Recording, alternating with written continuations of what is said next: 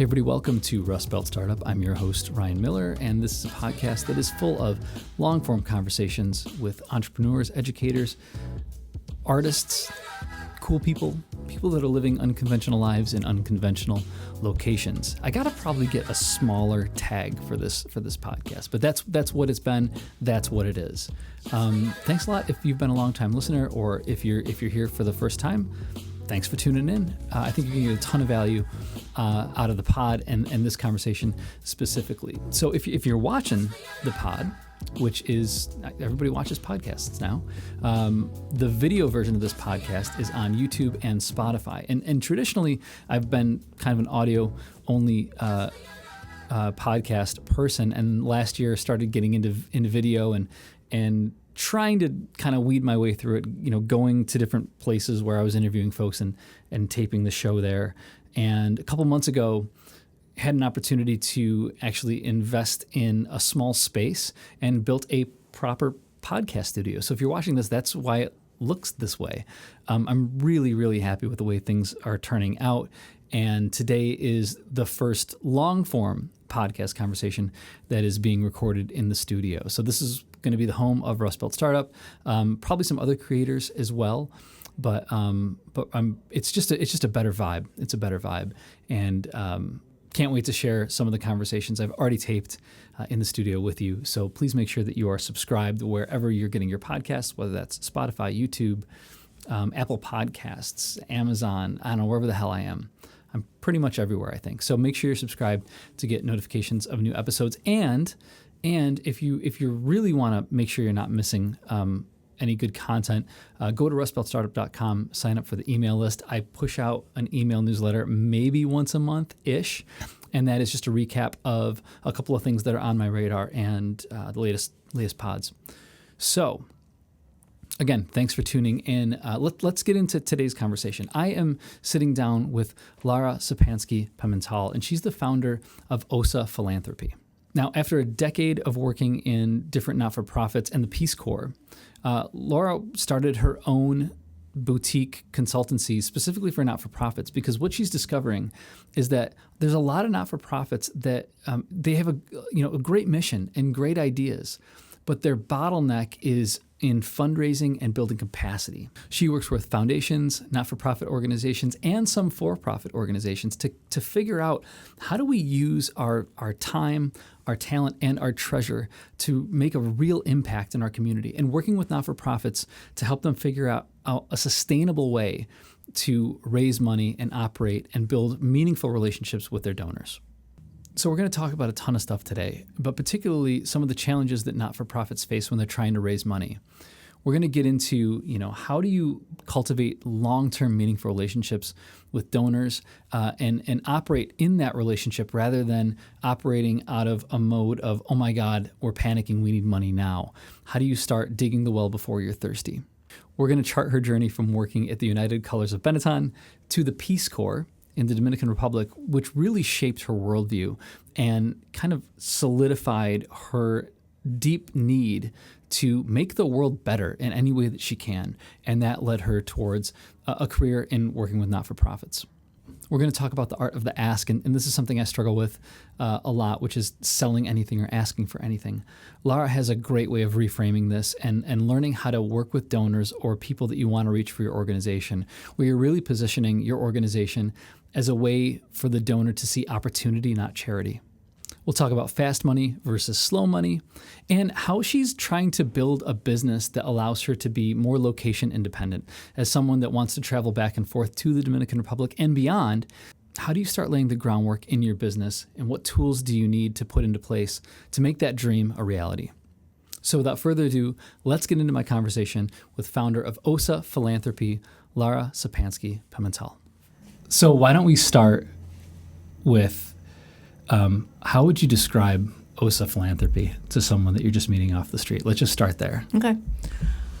So OSA Philanthropy is a small boutique consultancy where we help nonprofit and really social impact organizations, I won't even go specifically into nonprofits, to really, so it's about raising funds, ultimately. Mm-hmm. That's kind of the goal and why somebody should think about OSA Philanthropy, We know we have really good skill sets in navigating the funding landscape. But what I'm pivoting or kind of bringing into OSA now is this capacity building angle, really recognizing that, so in my experience of fundraising, you can have, people have told me, Lara, make it rain, right? Like you walk into an organization as a director of development. We're paying you to give us money. Right? We're paying you to get us money, right? And when you have to do that, there needs to be some things in place with the organization. Right. And so I really want to use OSA now to recognize some of those points of improvement. Deficits? That the organization can really shore up in order to make the fundraising even more successful. Okay. So it's really bringing in kind of, yes, we are a fundraising organization. That's what we focus on. However, we also want to look holistically at the organization to make sure that the fundraising that we're doing and that happens post-OSA's involvement is successful for the long term. Do people understand that they have those deficits? I feel like there's like no one wants to have their baby called ugly. Mm-hmm. And how do you go about, I mean, I feel like there's probably excitement. You work with someone, you see that you can make a difference. And then the first thing you've got to do is tell them like, yo, this is broken. Yeah. So what is, it's through the expectation process to set this all up, right? So everything from the intake and how we even like start to talk to each other to the actual intake once you sign on as a client, all of it is geared towards this recognition. Yes, really setting the expectation that we are fundraisers and that's what we are helping you with, but we are going to be honest with you about how this organization can do it better. And we do that with, like I said, through intake. We're looking at everything. I mean, we've done this now for years, looking at everything from like, what does your 990 say versus what your website is saying? What are you telling me versus some of the things that might present, to the public? Really looking at all of that back end stuff, all the paperwork that exists publicly and kind of internally, confidentially, to really see, like, is this organization, what place are they in their life cycle, and where do they want to go, and then how do we get them there with this fundraising lens on? Can you get people there? I mean, are there points where you're like, look, I don't know what to do, There's going to be points where there's absolute pushback, sure, of course, from whether it's from the staff or from the board of directors, because it's got to be buy-in from everybody on the whole, I mean, pretty much from the ground up. So if there's not agreement and there's just not that buy-in, or that they just really don't, for whatever reason, want to do it, then sure, we're not going to be as successful. And it's not going to be a good relationship. Why? I want to go micro and then macro. Why did you decide to get into this business of fundraising? This to me seems so hard. The act of asking, and trying to. There's so many problems, right? Yeah. And how do you get you're getting people to invest in causes, but it sounds like this is just a very, very difficult business. Why did you decide to do this rather than, I don't know, be a coconut farmer? Be a coconut farmer, right? Yeah. We'll get to coconut farming. I do know a lot about coconuts. Okay. Yeah. But I mean, this is where my skill set is. This is where my passion is. That's really what it comes down to. I was a Peace Corps volunteer. That was my kind of entree into the social service sector. It's where I really understood you can't do things for people without them wanting to do it for themselves as well. So that has been with me for almost 20 years since I was a Peace Corps volunteer, and I uncovered, they uncovered that for me. And my experience ever since then has been in the nonprofit and philanthropy sector. It's what I know. It's what I love. It's what drives me.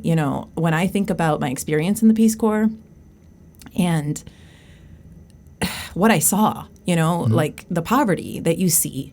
Yeah, I was in the Dominican Republic and in some, well, not even a super impoverished place, to be honest, my specific site. But what was around me was kids that were leaving school in elementary school to go and work on the farm, or, different things like that. That's just heartbreaking to see that. People dying of diseases that they believe are from witchcraft instead of, diagnosable diseases with treatments. Right. Exactly. Or this just happened, unfortunately, when I was on a last trip, people dying on their way to the hospital because this hospital they went to was horrible and they needed to go to a better hospital. So, and this happens all over the world. It happens in our own backyard. It's just not as perhaps it's not right in severe. Front of your face. Or it's not as you don't see it all. Exactly. Or we don't see it all We the have time, ways right? that we can kind of work around it, right? As do people who are more richer in these countries. They have ways that they don't have to see it either. So that's what keeps me here, because I just have this innate, I need to do good. Me as a person, I just need to do good, and I need to feel good about what I'm putting out into the world. And this is what my business, as soon as I knew I was going to open a business, it had to be for positive impact. Were you prepared for the stuff that you were dealing with in the Peace Corps? Let's talk about the Peace Corps in general. You had mentioned when we had talked before, was it an uncle that had been in the Peace Corps? Can you tell me about him and maybe how he maybe pointed you in a direction that started that journey? Yeah. So it was my dad's cousin, technically. I always called him Uncle Joe. But he was my dad's cousin. We were a super close family, so we spent all the birthdays together, all of the holidays together. And my Uncle Joe was one of the OG Peace Corps volunteers. He was one of the very first, I want to say in 1967. Really? Dropped off by a helicopter in Uganda, if I'm correct. And, it was go on your way. So there was always, and of course I wasn't born until 1983, so I did not experience him at that point. But growing up, there would be just random people coming to family celebrations, or you would hear these stories about, well, in the Peace Corps, Uncle Joe was a barber, Uncle Joe was an English teacher, Uncle Joe was a whatever. And it was just, I don't know that it pointed me in a direction. It was just an undercurrent of a possibility. Was it about, it sounds like there's the mission of the Peace Corps, which is doing good, right? And bringing. It's a soft diplomacy. Sure, 100%. Yeah. Is there also a component of, when you're, teenagers and 20s, it sounds like an adventure. Oh, for sure. Yeah. I mean, he was a barber. He was an English teacher. That sounds like an adventure to me, Yeah. Yeah. That's what, it's a 2-year commitment, so it's a big commitment. And you don't know where you're going either, right? You don't know where you're going technically, but they do kind of feel you out ahead of time. Okay. Of would you be willing? They asked me, they said, would you be willing to go to Kiribati? And I was like, where is Kiribati? And learned all about Kiribati. Where is Kiribati? Kiribati is basically where the equator and the Meridian. Prime Meridian? Prime Meridian, thank you. Meet. Okay. In the middle of the Pacific Ocean. Okay. The closest other country that you might be familiar with is Tonga. Yeah. And Fiji, wow. In there. So there's a total of 33 islands. You would take a boat. I was a vegetarian at that point. So they eat rice and fish. I was like, okay, I guess I'm going to eat rice. But I said, after contemplating for a week, you were pro. You're I was like, I'll do it, okay. Fine. But they did not place me there. That by the time I got back to them, it had gone. Okay. So I got placed in the Dominican Republic, which I had already been to. Was totally comfortable accepting that one. So that's the way Peace Corps kind of works. But yeah, it was adventurous. If you just think about for me, the part of the reason why I joined was because there was women, once I was in college and I was working at United Colors of Benetton, there were women who were there that had these experiences. One was from Albania, another woman had family from Greece, and they were telling me about these just things I couldn't imagine, war and massacre and just bloodshed, and I was like, how is this happening? How do I not know about this too? Right. Yeah. And how am I so unaware? And I can't even empathize. I just felt so out of touch with any of that. So it was a way for me to get in touch. It was a way for me to have this experience that I carry forward with me every single day. What does it mean for people to live in a certain way? And I'll say the Dominican Republic is there's been parallels. I work with organizations all over the world, and there's parallels that I can draw to Cameroon. There's parallels that I can draw to India, to Mauritius, to all different countries all over the world, just because of that one experience and then my lived experience going forward. So yeah, it's been adventurous for sure. Yeah. I've learned all sorts of things and come out of my shell in many different ways. But yeah, I did it more for the experience and knowing that I would take that with me forever. Was that something that you did where, if you didn't do the Peace Corps, would you be selling insurance right now, or were you you know what I mean? Like, was that like the transformative experience where you're like, all right, this uncovered this? I was going to be, my dream was to be the team physician, the team doctor, the sports medicine doctor for the Knicks. That was my dream. I was pre-med in college. Really? Okay. I was, pre-med in college. Okay. I came back after Peace Corps, and I actually I took like a microbiology course because I thought, even working at the Community Foundation here, I thought that I was going to at least go into PA school, physician's assistant school, if I wasn't going to be a doctor. That was going to be the path. That was the plan. And then it was like, this nonprofit thing is really calling my name. Like, this is, yes, I can help as a doctor, but that takes a heck of a lot longer, and it's a totally different trajectory than what I'm doing now. Yeah. Can you tell me a little bit more about your experience in Dominican Republic? Because what you're doing now is very, you're saying you're drawing parallels to all different things internationally, but also I got to assume domestically. Mm-hmm. Were there any experiences there where you were just like, okay, this is a problem that I want to work? I mean, well, I remember I don't know how many years ago were you doing Literacy Coalition, right? 2012. Like, I remember you worked on literacy. Like, that's how I kind of reconnected with you. It's like literacy. So where did that come from, or what did you see there where you were just like, man, this is the direction I got to go? Yeah. So part of what you do in Peace Corps is a community census. Mm-hmm. So I was my task to do at least 100 houses. I only got to 85, but that was a good. Like collecting data from? Collecting data, yeah. So I would go with like a host member of my community, and I would sit down with these families for like a good hour plus, and I had this huge list of questions, and we would go through it. How many people in your house know how to read and write? Do you have water that you can drink? Nobody has water they can drink. Do you have a toilet? Is it in the house? Is it a latrine? Is it a toilet outside of your house? Like, all these very specific. What's your floor made out of? Is it dirt? Is it cement? Is it like tile? Those were fancy people if they had tile floors.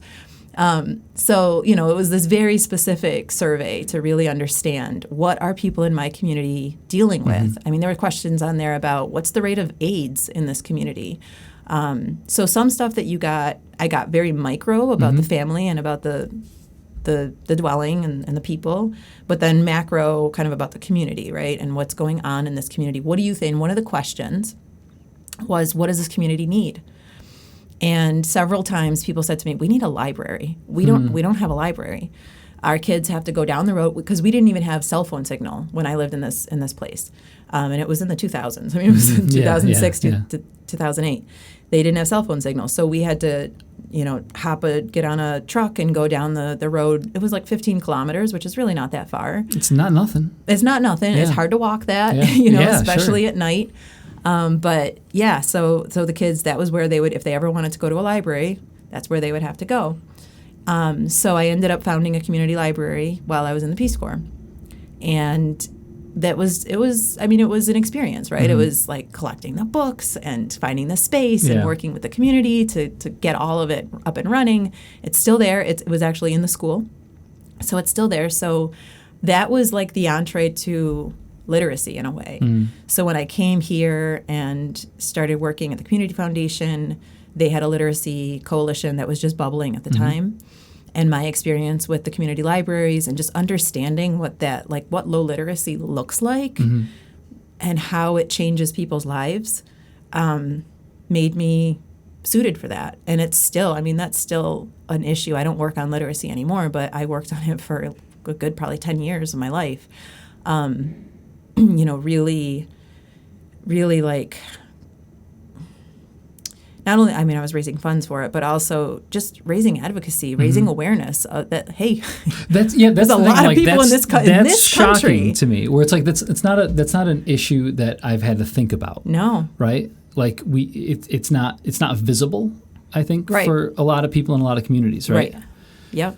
So, but just calling out the numbers, right? Yep. Like, my number used to be 36 million Americans, 1 in 6 are low literate. In reality, I think it's up now quite a bit. So it's huge. It's a huge issue, and it has impacts all over the place with health and economic development and all sorts of things. So, yeah, that was like a very direct parallel. You know, I worked on literacy there and I could see the specifics. And then coming here, it was like, yeah, it might look a little different and it Same might problems, not be English language learning versus native literacy, you know, and some things there. But it's still holding people back. And I want to see people thrive. I want to see people meet their potential.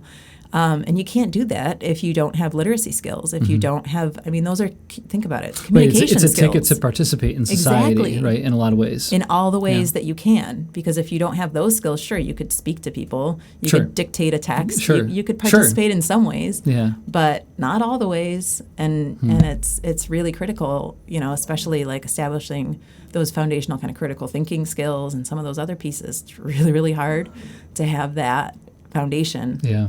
Without it. So, yeah, I hope. No, that's awesome. Okay. That's awesome. You're doing great. No, it's. I mean, I think, you know, now you're kind of the one person operation with Literacy Coalition too, if I recall, right? I was, yeah. Although I will say I had a ton of volunteers and a managing board. Yep. Okay, that's good. It was great. Yes. And then, was that the point where you said, I'm going to now move and do my own thing? Yeah.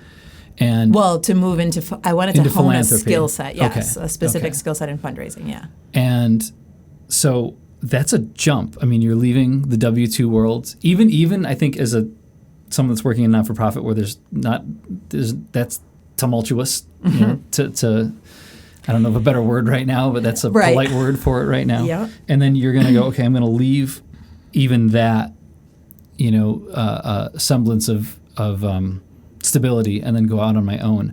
What were you thinking? And there's and I don't mean that negatively, but you know, because there's a thing that must go through your head where you're like, well, I can do this, or I could go here, I can work for, and there's a part where you're like, well, none of that quite fits, and so I have to build the thing that doesn't exist. Yeah. How'd you come to that conclusion?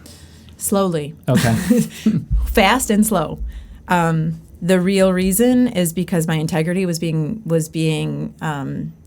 put on the line. I felt that I was being asked to do things not in this community when I was working nationally that was against my values and against my integrity. And so I just said, you know what, I can't raise funds for an organization that I don't believe will use them correctly, or you know, I shouldn't say correctly, but I need to be able to look these donors in the eye and know exactly what this money is going to do, and I don't feel that I have that anymore. Well, because it's all relationships, right? It's all, oh my gosh, yes, it's all relationships, and that's what I would do. I would travel around the country and I would talk to people, and I would get the present the opportunity of how they can help with the literacy cause, and I was very successful doing that, and I love that, but. For me, maybe some people can do this, but I could not do that. I needed to be able to look them in the eye and have a real answer. An honest conversation, exactly. So deciding to leave was easy. Deciding to start OSA was almost easy because I panicked, of course, because I didn't have a plan. Sure. I quit and I was done. And then a couple of months later, I established OSA. I knew I needed to stay in the space. I needed to stay in the philanthropy space and in the nonprofit space. Like I said, it's in me. You know, I don't think there's any leaving. But I got some contracting gigs kind of right away and started working for a global firm. And I still kind of work with that firm. And it just kind of spun from there, right? It was like, what is going on? What do I know? What is my unique experience that I bring to the table? This is the slow part, right? So it's taken me, OSA's been in business now for over 2 years. It's taken me all of that time and it's still unfolding, to really come to like understand my secret sauce. Who am I? Why should somebody come and work with me? Versus somebody else? What do all these experiences that I've had actually add up to, and how does that make me a different consultant? And what are the different things that I want to bring to organizations, right? Like there's fundraising organizations out there, consultants who you they don't do the capacity thing, or they do it in a very specific way. I think I'm different. I think that I have seen it way too many times where an organization, it's just wasted resources. Or nonprofits don't have nobody. I mean, we don't have resources to burn. I don't want to be a consultant that comes in and sells you something for a good paycheck, right? And I'm not going to deliver you crap, but I also want you to be able to use it. I want it to be beneficial and sustainable. Exactly. So, that's what I've been building over the past 2 years is the experience as a consultant, not the data, but kind of the anecdotes of what does that look like, and getting the training, meeting the people, making the connections to really kind of put this all together into like OSA 2.0. Cohesive, yeah. That's interesting. I'm going to move towards the relationship building next, if that's cool. Yeah. Okay. I know from my world, I'm terrified to ask people for stuff, right? I don't like asking for anything. I was at there was a guy here, a wonderful guy doing a sales workshop. I don't know if you were here for this. And I introduced him by telling him that like sales is hell, and like and I realized like how terrible that sounded, because he loves it. That's what he does for a living. Yeah. And you're in many ways like building relationships, constantly leveraging those relationships to ask for something. So what do people get wrong, or people like me get wrong, when they are afraid of asking for things? Or what do I miss in this equation that you seem to run towards that I just want to run away from? So it's a reframe. I think it's a reframe. I think a lot of people, maybe you included, think about asking for something, right? You just said it. You're asking for something, and that can be I get it. That's uncomfortable. Yeah. I don't ask for help. I don't ask for charity. I present people with an opportunity to connect, to engage. We have to recognize that in this world, there are people with all sorts of different ways that they can contribute. Some people have a lot of money. Some people have a lot of intelligence about a certain, or knowledge about a certain thing, and they can contribute that knowledge. Some people have a lot of time, and they can volunteer. So, it's, excuse me, it's recognizing that these are just realities of our world. Some people have the funds that they can give. And then you have to, it's not like you're going to somebody and you're saying, oh, please, the children are dying. You're not presenting this sad, but hopefully. That is the case in a lot of cases, right? Like that is the case. Yeah. Yeah, I mean, you do need to make it compelling, right? So that's where a lot of this like poverty porn kind of comes in, right? Is that there's ways that you can showcase your story, but you can do it with dignity. You can tell a story about a beneficiary of the organization, and here's a tip. I think I always loved meeting beneficiaries. So I worked when I was raising funds as a W-2 salaried person.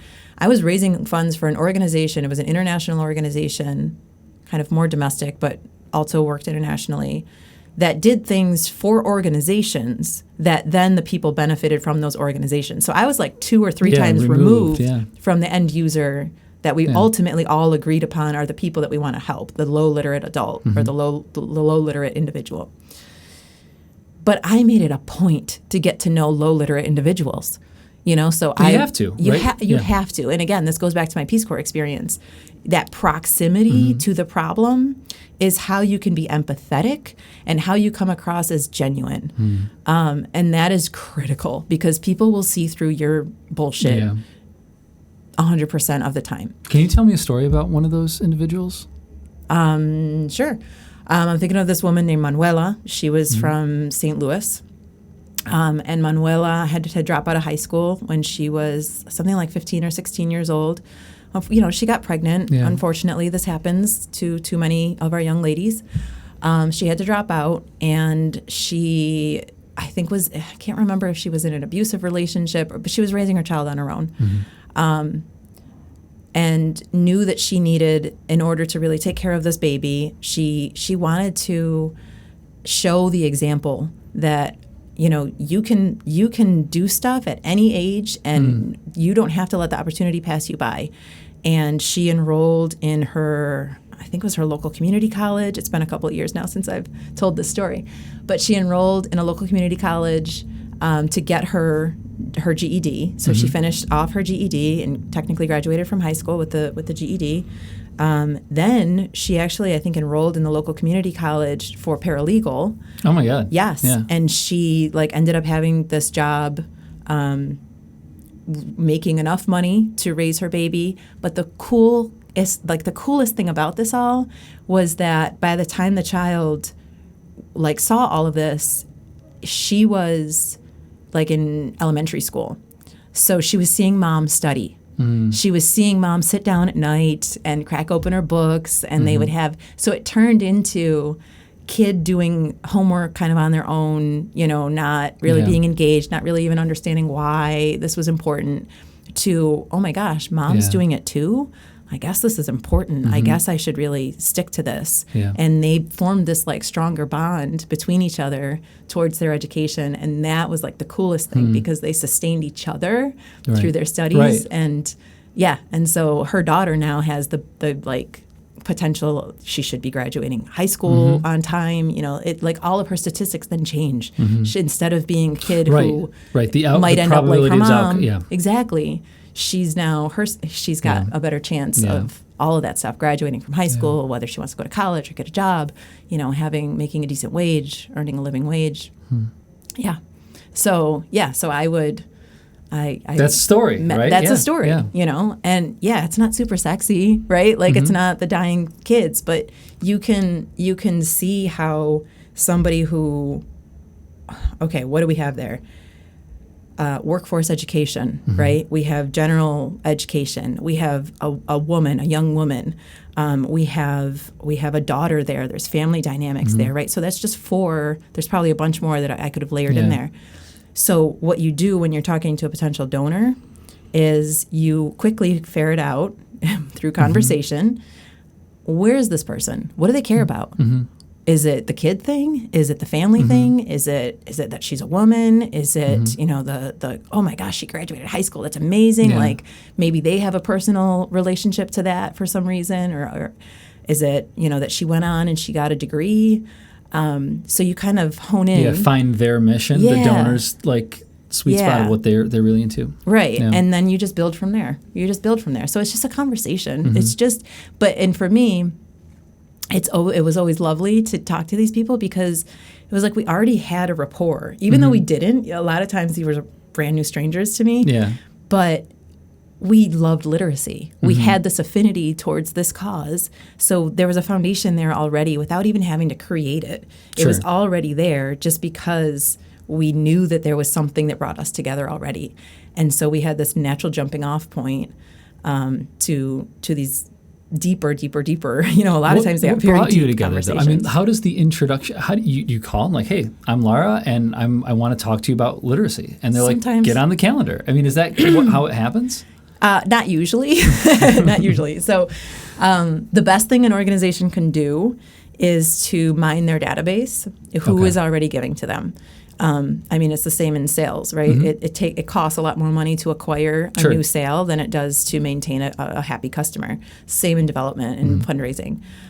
So the first thing you want to do as an organization is to really look at who is giving and are they maximizing their giving. And there's a lot of tools you can use to know that stuff, software and whatnot.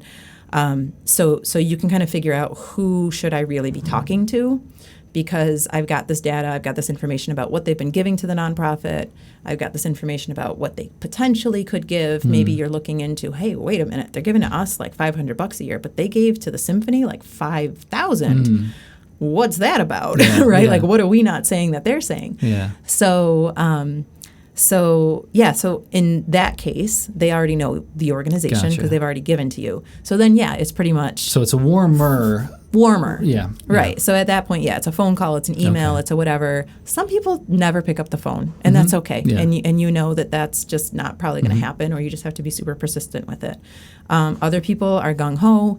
And there's people in the middle that are kind of like, what is this? What, you're going to spend your organization's money to come out to Atlanta, Georgia? To talk to me? Talk to me? I'd had donors that were like, what are you doing in New York City? You're based in Syracuse. And I was like, there's some donors that you kind of had to say, well, I'm in town for a conference, and so I wanted to take advantage. Other donors totally understand. This is what you do. I want to see you. I want to deepen our relationship. So you got to kind of know, and have some different responses. But for those that are brand new, so this is what I do a lot of now.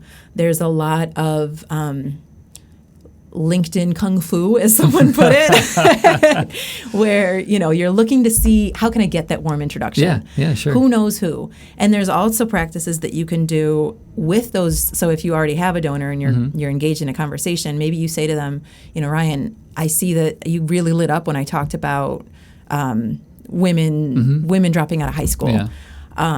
I'd love to talk to you a little bit more about that. Do you have any friends who might want to join us for a conversation about that? Yeah. So you're broadening starting the to cast network. that net a little bit. Yes, and getting them to start to think, even in the moment, oftentimes people are like, no, I don't know anybody. Yeah. Right. But there's tricks that you can do. Sure. There's some different exercises you can do with people to kind of get them to start to identify people in their network that they might know, and just little by little, you start. You never have a conversation with somebody like that without making some form of an ask. You don't want to go in necessarily guns blazing like, hey, how about $10,000? Got any money?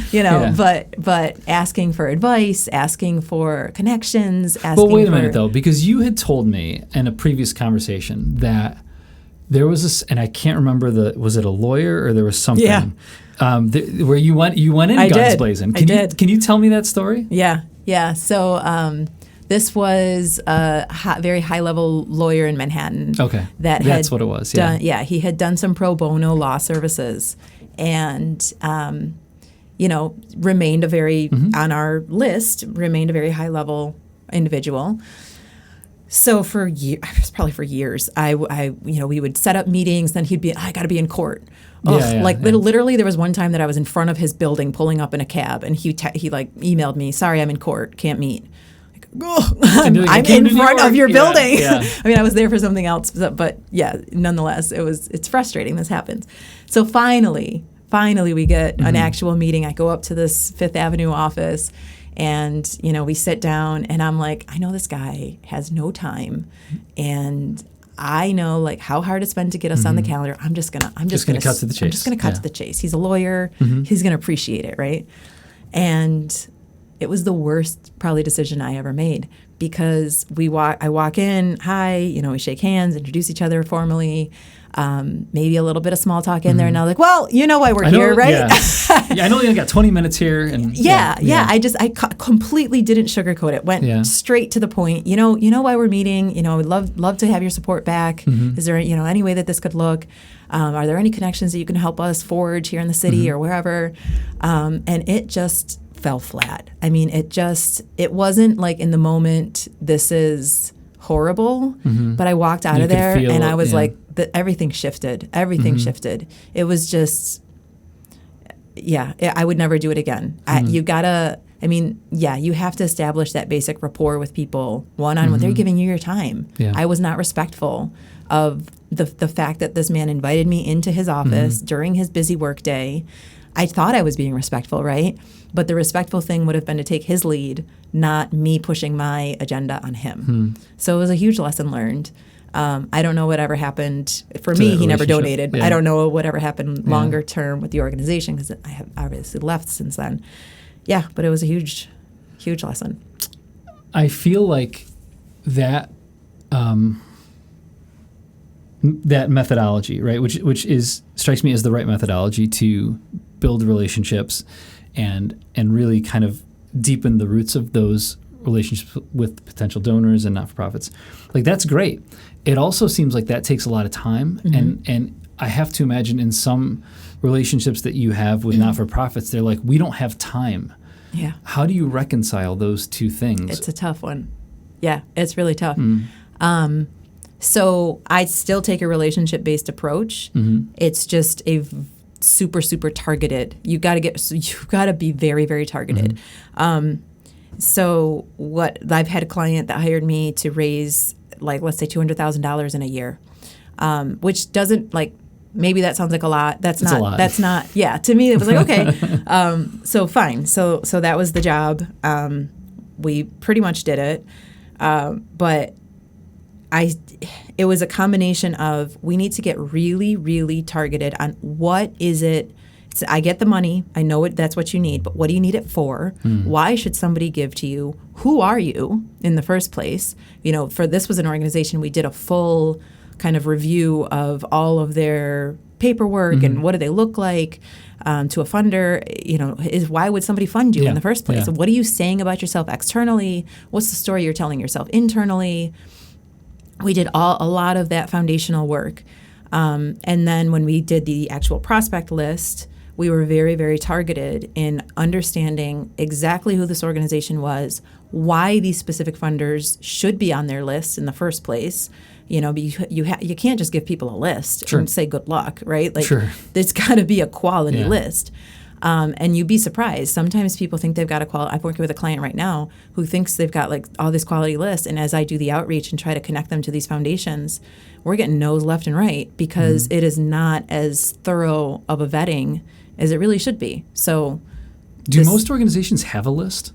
I mean, maybe the caliber that you're working with, but are there organizations where you're like they don't know who their donors are? Well, I mean, it depends on where they are in their kind of life cycle stage, right? So if they're just starting out and they've never raised funds before, and maybe the people around the kitchen table are the ones that have donated, then no, they probably don't have a list. And mining that list, I mean, that's where you start, though. Yeah. You start with those people around that are the family members and the board members that have signed on, which typically are sometimes family members or friends of the family.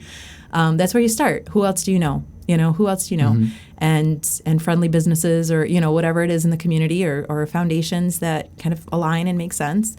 But you've got to have your ducks in a row. And, especially to get foundation funding. Some business funding can be more rigorous, than others. So, you've got to know, and you've got to know, what makes sense for this organization. If they have an opportunity to sell tickets or make money, earn revenue somehow, expand that, right? Go with it. You guys have a golden ticket here. Let's work on building that capacity out because your fundraising should be, ideally X percent. Let's say it's 80-20, right? 80% is coming from earned revenue and only 20% needs to come from fundraising. Yes, that's 20% is important, but you better make sure that 80% engine is running and is doing a really good job and is consistent. So it depends on where the organization is, whether they have a list or not. But that's how you kind of deal with that is okay, I understand we're on a fast timeline. We're not going to abandon the relationship approach because in all honesty, it takes, if you submit a cold proposal to a foundation, your chances of getting funded as compared to having had even one conversation with that funder before you submit or even during the submission process increases I don't know the percentage, but it's quite a bit. So, just from my experience, it certainly increases. And I know this is actually there's research on this that does show that it increases. So, I mean, that's kind of what you do. And then you also have to think about, okay, if you need to raise money fast, this is the key. If you need to raise money fast, your best people are to go to individual donors. They're the quickest. They're the most agile. Not a campaign, just an ask. Just straight up individual major donors. Major, depending on what your organization is, right? For some organizations, major means $500. For some other organizations, it's $100,000, right? There's a range there. But the key is, if you've been around long enough, you should be in relationship with those people. Right. And so when there's a crisis that comes up, you don't want to call them all the time, right? You don't want to go back to the well, and this is where organizations trip up because they go back to the well way too often. But funders, donors get it, right? They get tired of it, but they get it. And so if you are really in relationship with them and you can describe why you're in this predicament and, hey, we've got a plan to get out of this predicament, whatever it is, that goes a lot further than, hey, I haven't talked to you in 5 years. We're in crisis. We're in crisis and I really need your money right now. No, that's not, very few are gonna buy that one. Yeah, I almost think at that point, the ship is sinking. Yeah. Right? Yeah. You really, you really have to be in strong relationship with some, I mean, depending on your budget, right, with some strong major donors to really right that ship, or be ready to go into turnaround, right, where you're perhaps laying off a bunch of staff and you're really slimming down to bare bones, and you're going back to the startup mentality, and that's fine. It is what it is. If the mission calls, that there's still a need to fill, and you still have the energy and the vision to fulfill it, by all means, right? Like it's kind of normal for that to happen. Organizations, if you think about it, it takes a lot to stay on top of your game. You've got to have so much aligned within the machinery of the organization to make it all work and to stay in that, whatever it is. I'm using terms from nonprofit life cycles, but from whether you're staying in growth and you're just constantly reinventing yourself, that takes so much energy. Yeah. Or if you're like mature and, hey, all my programs, like everybody knows us and our programs are amazing and all these beneficiaries are getting all this like great stuff, great benefit from us. It still takes a lot of energy to upkeep that and money to upkeep all of that. So it's not surprising that sometimes they might slip back down the hill and they might have to reinvent themselves, and that's fine. That's fine. You just have to recognize where you are. There's, in this line of work, I feel like you're walking kind of a tightrope because you are leveraging your network all the time, right? And like that's really scary. You're like working on behalf of an organization, leveraging your relationships, and then I got to imagine this just gets emotionally hard. When we're looking at the overall climate of like what not-for-profits are going through today, like what are you seeing? How have things shifted, or has it always been like this challenging? I think it's always been challenging. I mean, if you think about why nonprofits exist, right? There's a supply and demand curve that exists in any business, right? So if you think about it on a macro level, there's a supply and demand for housing, for healthcare services, right? For all of these different things. Then there's a triangle below the curve that is nobody's living there.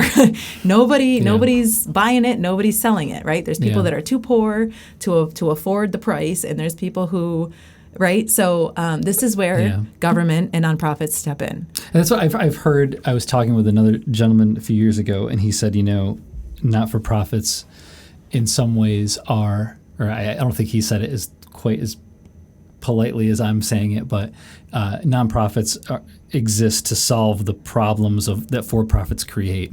Yeah, it's a way to say it. And I was like, wow, that's kind of, right? Yeah. So, like, we just have to recognize what we're operating in. I'm saying that just to frame kind of the reference point here. That's what we're operating in. We're operating in a place where nobody else is operating. Yeah. And therefore, yes, the services are critical. The needs are there. They're real. There are people sleeping on the streets. There are people going hungry, right? There's kids stopping out of school. There's all sorts of things that are happening. So yes, it's when I really sit and think about how sad the world can be, it's overwhelming. But you can't let that. I don't let that paralyze me of moving forward, because I know what I'm doing is helping somebody. And so I think in this day and age, so I've had a couple of conversations with funders recently, where I was really interested in learning, what are you seeing, right? Your people are coming to you all the time asking for money. Yeah. What are you hearing? What do they need? Are they freaking out right now because of the administration and kind of what's going on in today's climate? What's going on?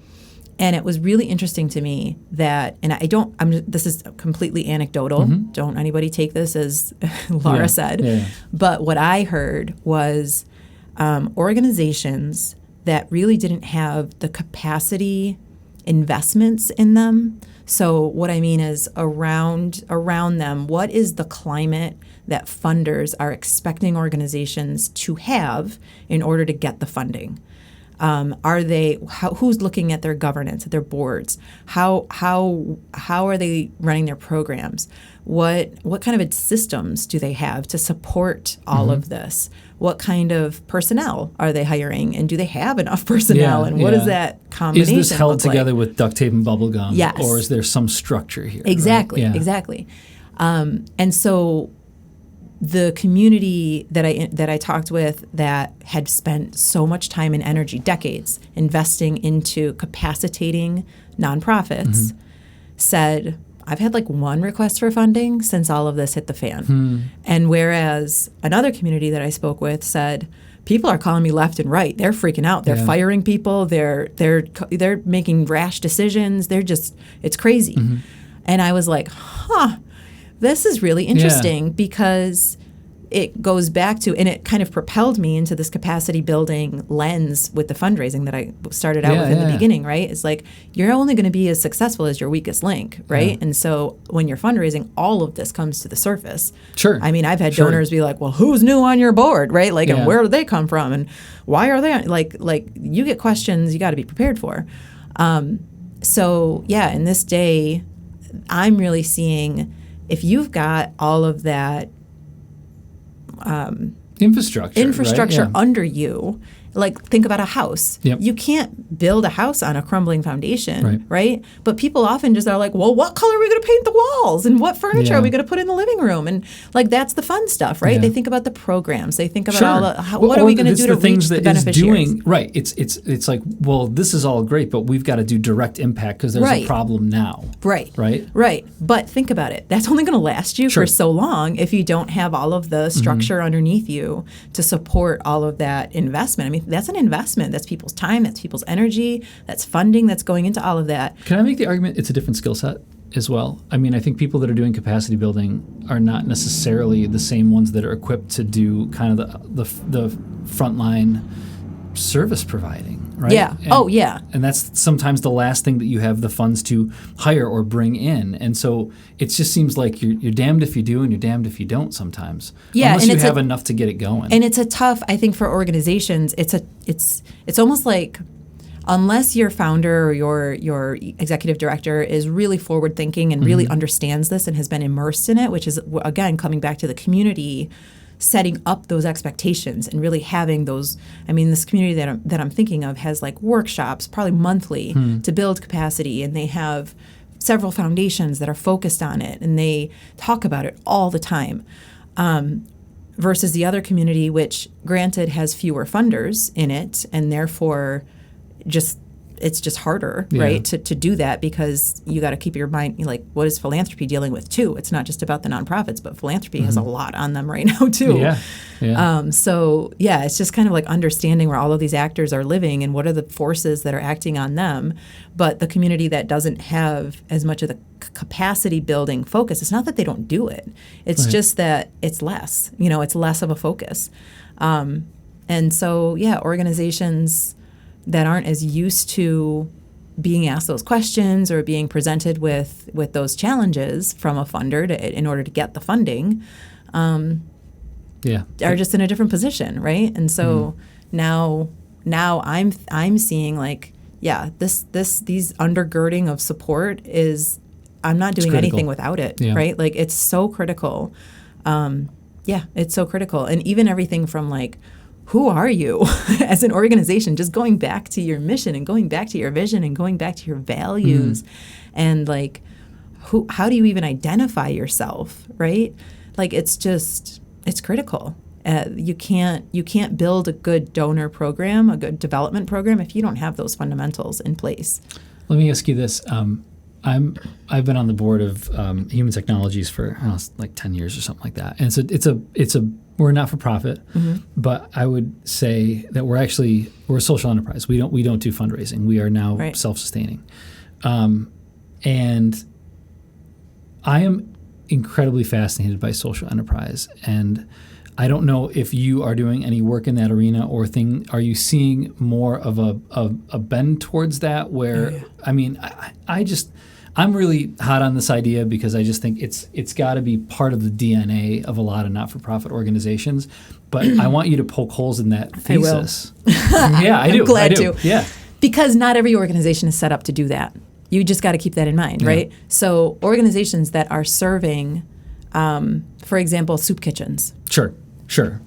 right? Like you're not going to charge somebody off the street to come in and pay for a meal. Right. It's just not the way that you're set up. It's not appropriate for what you do. I worked at an organization. That's where I spent the majority of my fundraising time, was an organization that had a social enterprise. And so I saw the benefits, of course. Like, yes, I've spent a lot of time in this space and have thought about this. But and some are really well suited to that, and they can run with it. You know, and it's amazing because that's what funders want to see. That's what donors want to see. They want to see that you have an exit plan. Sometimes some funders are very specific about that. Some funders, you know, are much more understanding to that, and they understand that they're helping you with a specific thing, and they just want to know the impact numbers of that specific thing that they helped you with.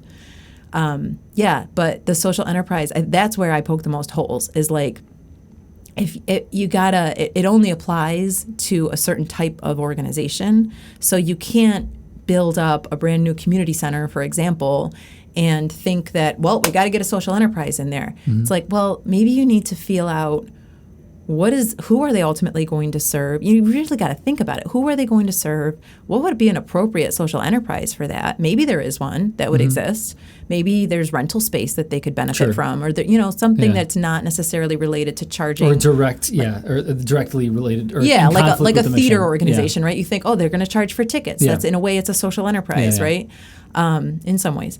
So there's an earned revenue stream. I'm kind of equating the two, which maybe I shouldn't, but that earned revenue stream is critical, and a lot of organizations want to see that. And you can see this day and age where philanthropy is under attack, nonprofits are under attack, our funding streams are like, nobody knows what is happening.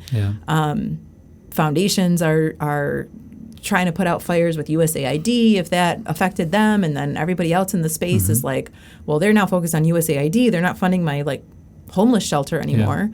And I'm exaggerating in a way, but it's crazy. It's everything has been thrown up into the air, yes. and we're trying to catch things as they fall. Right? We're trying to and anticipate what might fall and what might not fall, and catch it.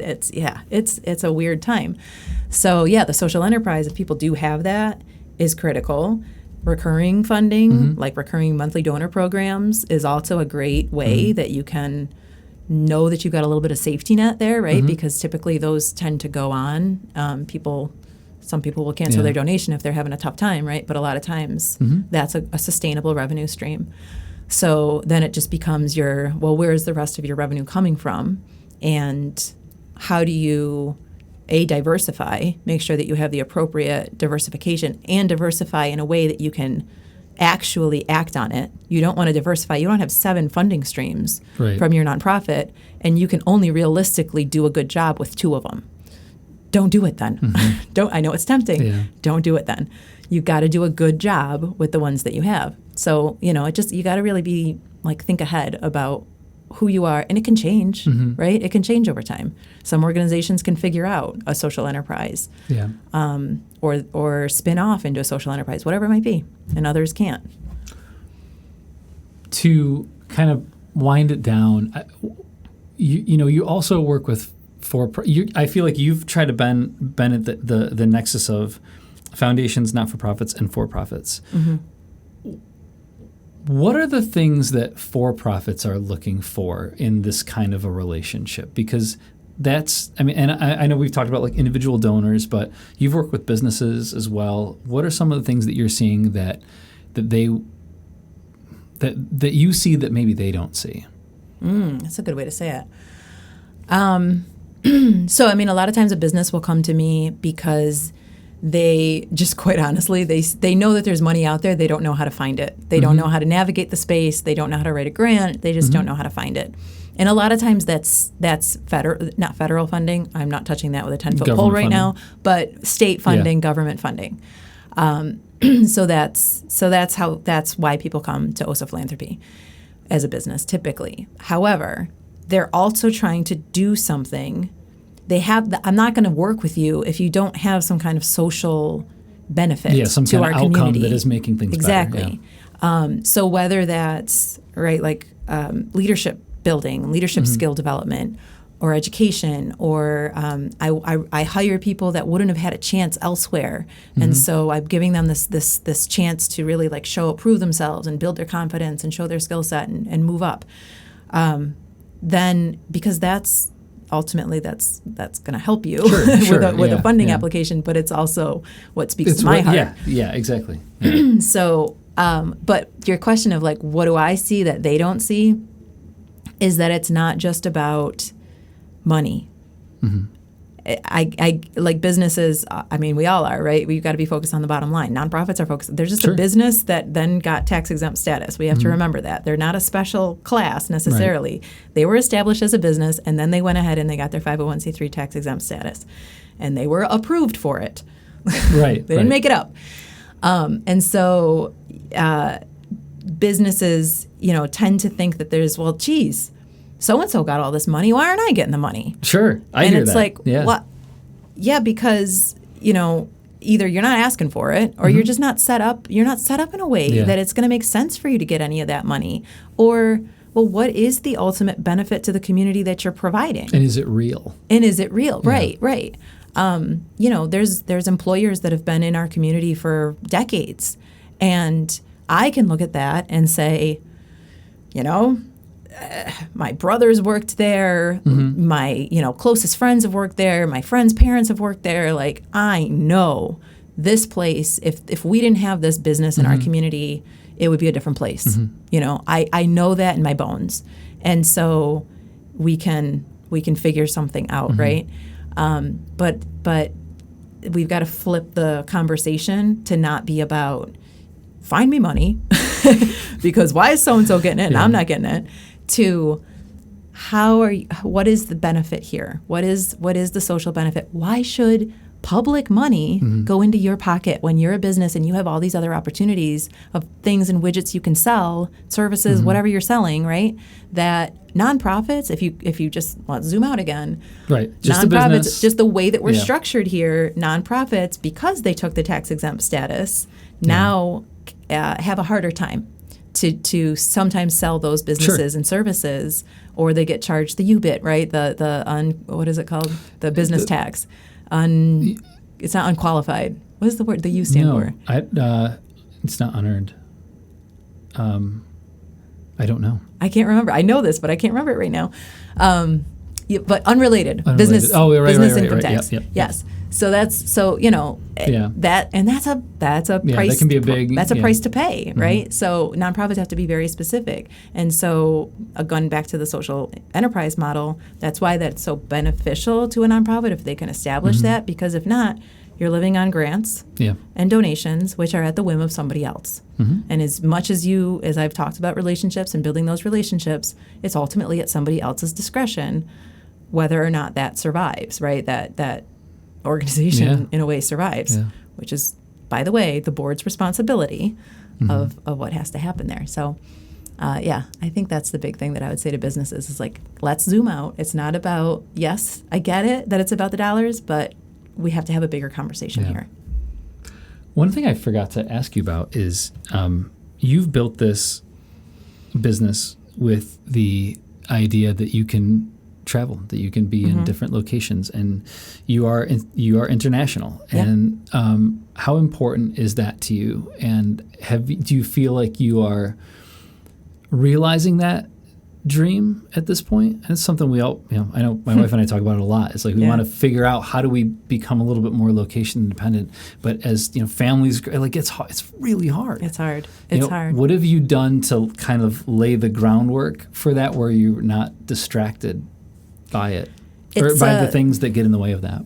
It's ongoing, honestly. Like, I don't feel like I've arrived at a solution, So, I mean, one of the things is I hire contractors. I'm the only employee of my business. I hire contractors from pretty much all over the world if I want to. So that makes the work mobile. It makes, I can give work to maybe it's working moms or retired folks or whatever it might be, but people who know what they're doing. So that helps. The other thing is, kind of setting up the expectations in a way, with clients. I don't go and meet every single client in person. It's just not feasible.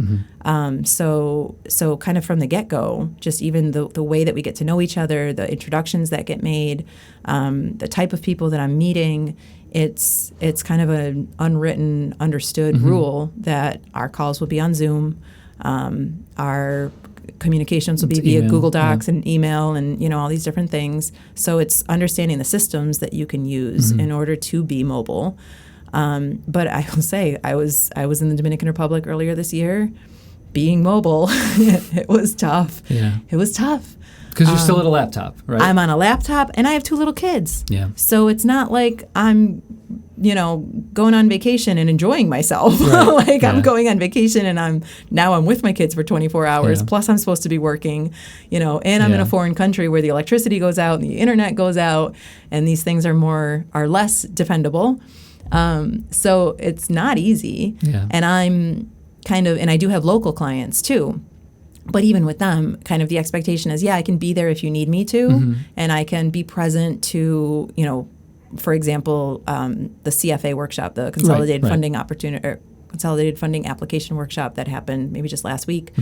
I was there, right? Like I need to be present, I need to be informed, but it's more for me to do those things than I'm necessarily doing it on behalf of a client, because they're hiring me because I already have the expertise, right? So it's also setting up and understanding my role as a consultant, that there's a specific expertise and a specific deliverable and scope of work that we're working on. So as I continue to kind of to work and just kind of figure it out, I try to keep all of that in mind. And I try to be really, really thoughtful about, what do I want to pitch to people, right? Do I want to pitch services that are going to keep me local and I have to absolutely be here? Or do I not, And that's a question. That's something right now that I'm kind of grappling with is, I love this community. This is where I'm from. This is where I grew up. I live in the house that my great-grandparents bought when they immigrated from Poland. Like, I am here. I am very embedded. But at the same time, I want to be able to run off if I want to. And things in this country aren't what they were when I was growing up. And so, there's just a lot of questions. So, but I want to see the community that I am from and I love thrive, and I have a skill set that can help with that. So how embedded do I have to be? So I'm grappling. I'm like always grappling with this question. So I don't know. That was the start of an answer, but definitely not a full story. I think, we have a friend who they do the home exchange once in a while, and she took her kids to, were they Barcelona or something? And, we were having this conversation a couple weeks ago with them, and like, that must have been so awesome. She goes, I'm just parenting in a different location. Exactly. That's all it is. It was, but it's like, I also realized I was just parenting without a support system, without the language, and without air conditioning. Exactly. It sounds glamorous until you're like in the middle of it. I mean, in my situation, right? In their situation, right? Sure. I do know people who are empty nesters and they're like digital nomads. Totally different scenario. They're loving life. Me, I'm kind of like, well, maybe we shorten our vacations. Just make it a true vacation. If people want to know more about what you're doing, where can they find you? I know you're an avid poster to LinkedIn now. Is that the best way to connect with you? Where do people find you and connect with you? LinkedIn. So my personal is Lara Sepanski Pimentel. OSA Philanthropy now has a LinkedIn page as well, so you can find us on LinkedIn. And, of course, the website, osaphilanthropy.com. We'll leave it there. Okay. We did it. Thank you very much. So I want to thank Lara for spending time with me. Again, as she mentioned, connect with her at www.osaphilanthropy.com. Or you can find her on LinkedIn. She's posting lots of great articles, resources, and insights as well about the not-for-profit and philanthropic world. As always, there's tons of other episodes and goodies at the website, rustbeltstartup.com. Make sure you're subscribed wherever you're getting your podcast or on the YouTube channel. And stay tuned. We've got a lot of great content that's in the can. It's ready to go. Looking forward to deploying it. And thank you so much for listening, watching. We'll see you next time.